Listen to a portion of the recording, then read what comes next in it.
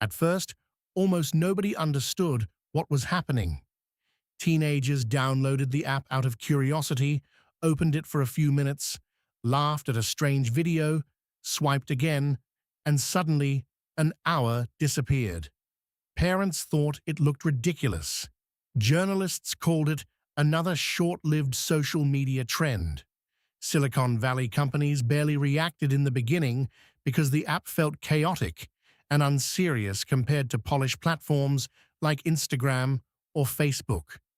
But behind that chaos sat one of the most aggressive recommendation algorithms ever built for consumers. And inside offices in Beijing, thousands of engineers were studying something most technology companies still misunderstood at the time.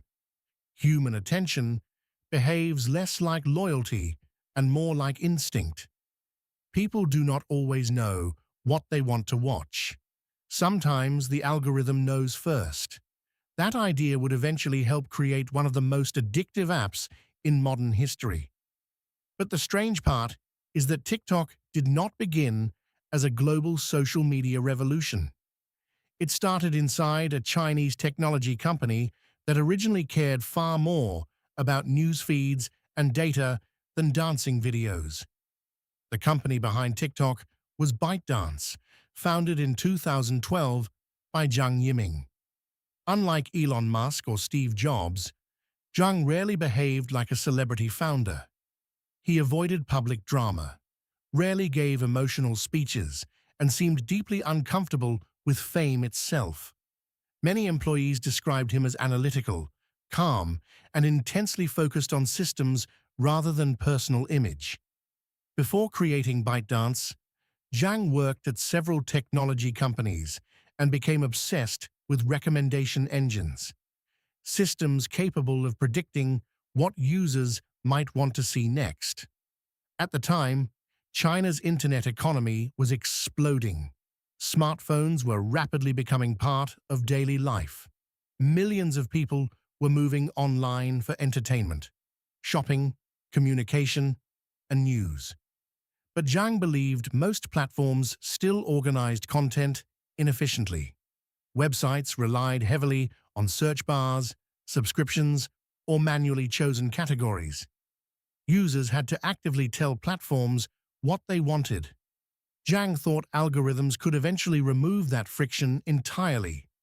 Zhang's own background made him especially sensitive to the speed of technological change. He studied software engineering at Nankai University and graduated during a period when China's technology industry was transforming at incredible speed. Unlike many founders who dreamed publicly about changing the world from childhood, Zhang appeared more fascinated by systems themselves, how information moved, how users behaved online, how algorithms could quietly shape human decisions without people fully noticing it. Early colleagues described him as someone who constantly analyzed internet behavior patterns. Even before TikTok existed, he reportedly believed recommendation technology would eventually become more powerful than traditional search engines because humans preferred discovering things effortlessly rather than actively searching for them. ByteDance's first major success was not TikTok. It was an app called Toutiao, launched in 2012. The name roughly translates to headlines. On the surface, it looked like a normal news platform, but underneath, Toutiao functioned differently from traditional media companies. Instead of editors deciding what users should see, the app relied heavily on machine learning algorithms that analyzed behavior constantly. Every click, pause, swipe, and interaction became data. The system studied how long users looked at articles, which topics kept attention longer, and what emotional patterns drove engagement. In many ways, ByteDance was building the psychological foundation for TikTok years before short videos became the focus. And Toutiao grew extremely fast. By the middle of the 2010s, ByteDance was already becoming one of China's most important technology companies. investors noticed the growth immediately. The company raised massive funding rounds and expanded aggressively because engagement numbers looked extraordinary. Users spent huge amounts of time inside ByteDance apps. That metric mattered enormously because modern internet companies survive through attention. The longer users stay inside platforms, the more advertisements they watch, the more data companies collect, and the more powerful recommendation systems become over time. But internally, another realization was quietly forming. Text-based content was becoming less powerful. Mobile internet speeds were improving rapidly. Smartphone cameras were getting better every year. Attention spans online were shifting toward visual content. People increasingly preferred watching instead of reading. At the same time, another trend was exploding among younger users in China: short-form video apps. One of the most important competitors was Musical.ly, a platform founded in Shanghai in 2014 by Alex Zhu and Luyu Yang. Musical.ly became popular among teenagers because it allowed users to lip-sync songs, create funny edits, and perform short creative videos. The app looked playful and slightly chaotic, but it solved something psychologically powerful. Teenagers no longer wanted to simply consume entertainment online. They wanted to participate in it. Musical.ly transformed users into performers, even if only for 15 seconds at a time. But Musical.ly's founders originally struggled badly before finding success. The first version of the app failed because it focused too heavily on education and short knowledge videos. Users showed little interest. The company burned through money quickly and reportedly came close to collapse before pivoting toward music and entertainment content. That pivot changed everything. ByteDance noticed this immediately. In 2016, the company launched Douyin inside China. International audiences would later know it as TikTok. At first, the app looked similar to competitors: short videos, music clips, filters, editing tools. But the algorithm behaved differently.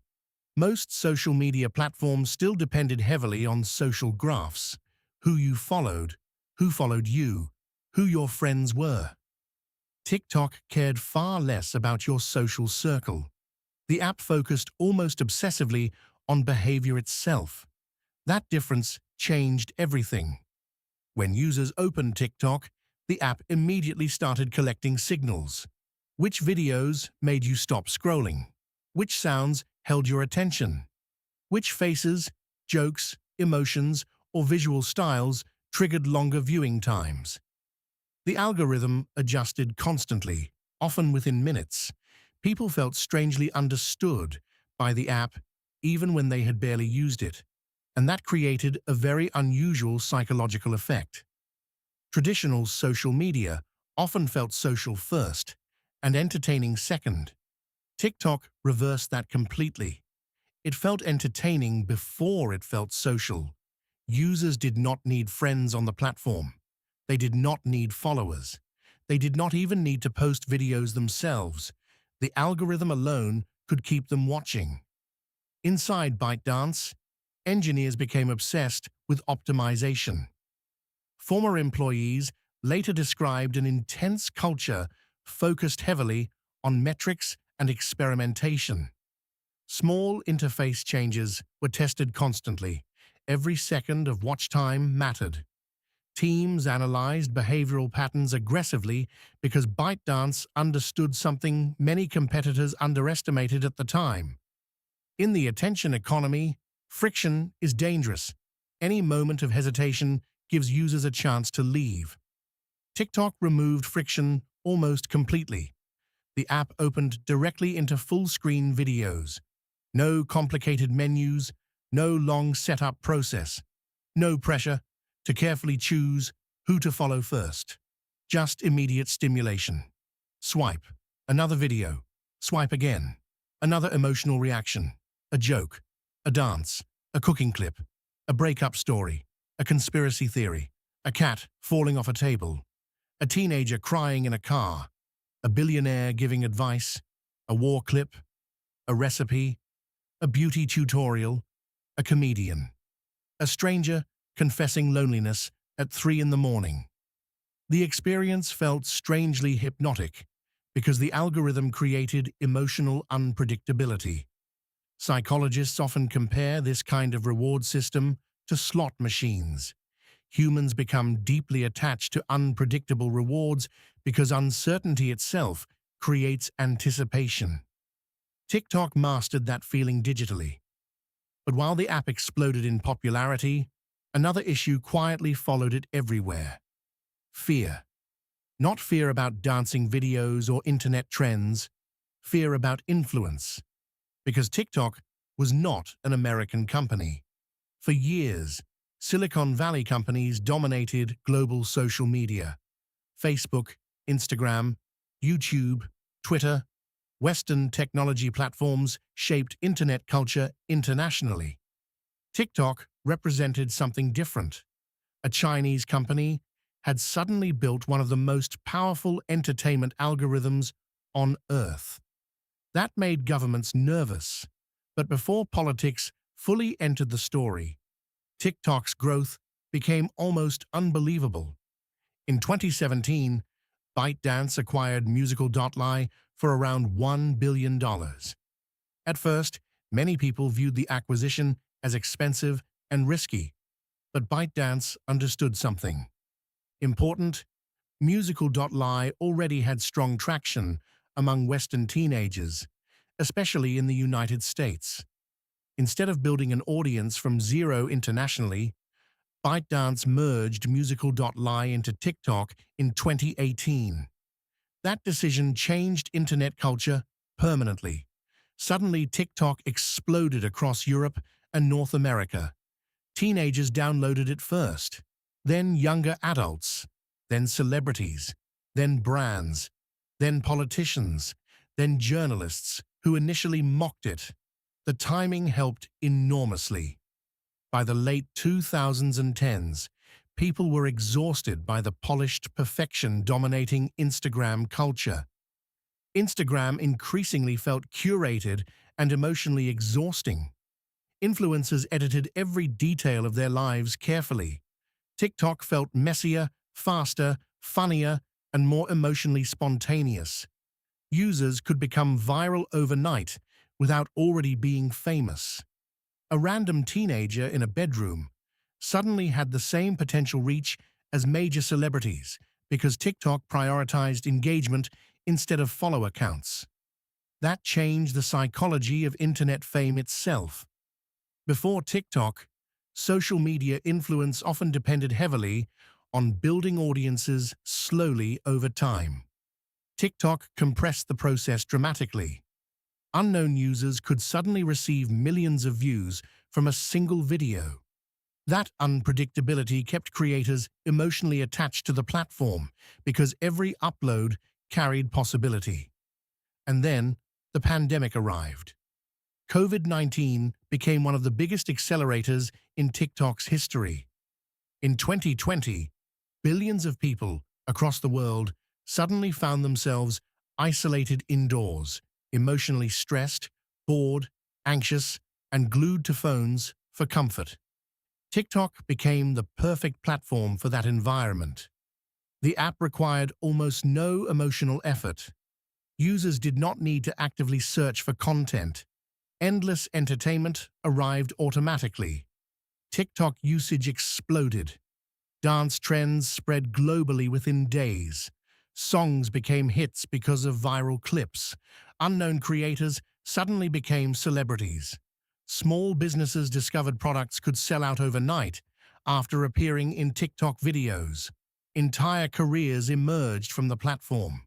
Restaurants suddenly found themselves overwhelmed because one pasta recipe went viral. Independent musicians watched songs jump into global charts after a 15-second clip exploded online. Cosmetic products disappeared from stores within hours because beauty creators recommended them in short videos. For the first time, Internet virality started influencing the real economy at terrifying speed. But the app was also changing attention itself. People started noticing they struggled to focus on longer content afterward. Music hooks became shorter because artists wanted songs optimized for viral clips. Movie studios changed marketing strategies around TikTok trends. Restaurants designed food specifically for shareable videos. News started moving faster, becoming more emotional, more visual, more immediate. The app did not simply change entertainment, it changed behavior. And ByteDance understood this better than almost anyone else. Former employees later described a company culture obsessed with speed and iteration. ByteDance reportedly operated with aggressive internal expectations, long working hours, and relentless performance pressure. Zhang Yiming believed internet products evolved through constant experimentation. Features changed rapidly. Algorithms adapted constantly. Weak ideas disappeared quickly. Employees reportedly received detailed performance evaluations constantly, and teams competed aggressively internally. The company moved with unusual speed, even compared to Silicon Valley standards. But TikTok's success also created enormous problems. Governments across multiple countries started asking uncomfortable questions. What exactly was TikTok collecting from users? Could Chinese authorities access the data? Could the platform manipulate information politically? Was the algorithm influencing young people psychologically in dangerous ways? India became one of the first major countries to ban TikTok entirely in 2020 after rising geopolitical tensions with China. The ban shocked ByteDance because India represented one of TikTok's largest international markets, with hundreds of millions of users. The United States became especially aggressive too. During Donald Trump's presidency, the U.S. government attempted to force ByteDance to sell TikTok's American operations. Politicians described the app as a potential national security threat. Hearings in Congress became increasingly hostile. TikTok executives faced constant pressure from lawmakers demanding answers about privacy, moderation, and Chinese government influence. Meanwhile, another criticism was growing quietly among psychologists, teachers, and parents: addiction. Because TikTok's recommendation system was unusually effective at keeping people engaged, users often opened the app for a few minutes and remained trapped for hours. Many people described losing track of time almost immediately after opening it. The endless scroll design removed natural stopping points. Netflix episodes end. YouTube videos finish. TikTok's feed barely pauses at all. The app understood human curiosity at a frightening level. Every swipe carried emotional uncertainty. Maybe the next video would be funny, emotional, shocking, beautiful, informative, angry, intimate. Human brains become deeply attached to unpredictable stimulation because uncertainty itself creates dopamine responses. And TikTok optimized for that constantly. Internal reports later suggested ByteDance engineers carefully studied user retention patterns in extraordinary detail. They measured not only what users liked, but when they became emotionally vulnerable to leaving the app. The platform reportedly tracked completion rates, rewatches, pauses, comment patterns, and emotional reactions to maximize engagement. But here is what makes the story psychologically complicated.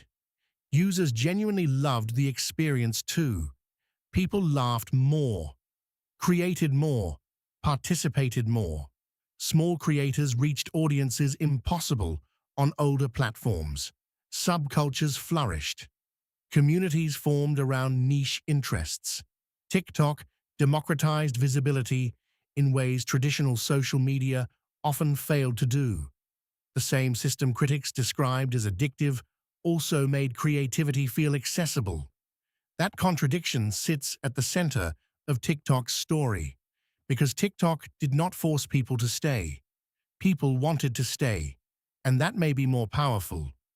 Meanwhile, Zhang Yiming himself remained strangely distant from celebrity culture, despite building one of the most influential platforms in modern history.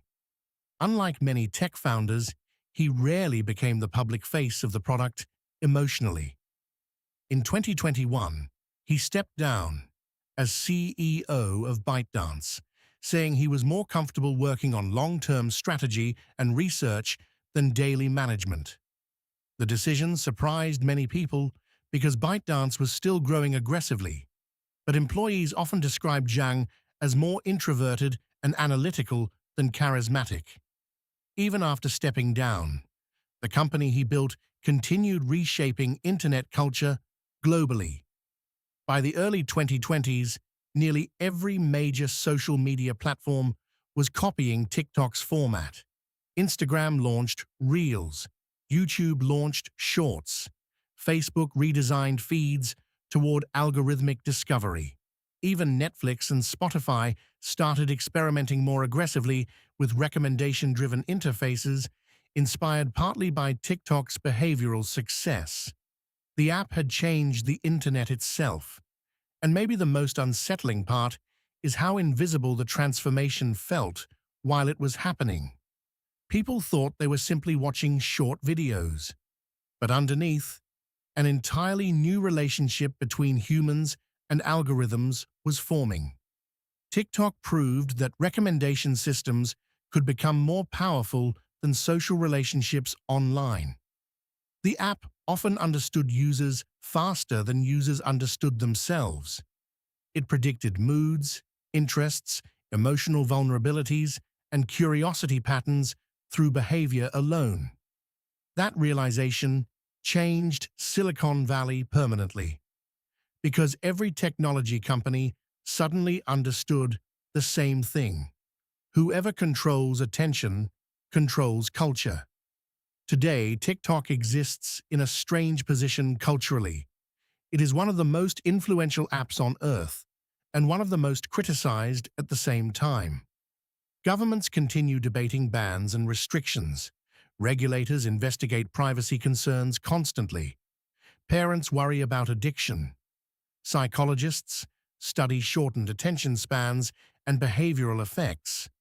And yet millions of people still open the app every morning, almost automatically, not because they consciously decide to spend hours there, but because TikTok removed the psychological distance between boredom and stimulation more effectively than almost any product before it. A single swipe became enough.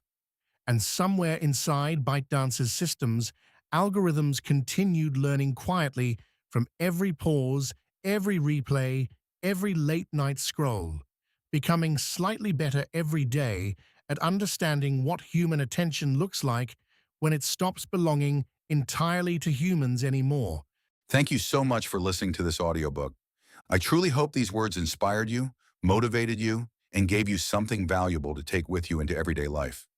If you enjoyed this recording, don't forget to subscribe to the channel and explore my other inspiring audiobooks created to support your growth, mindset, and motivation.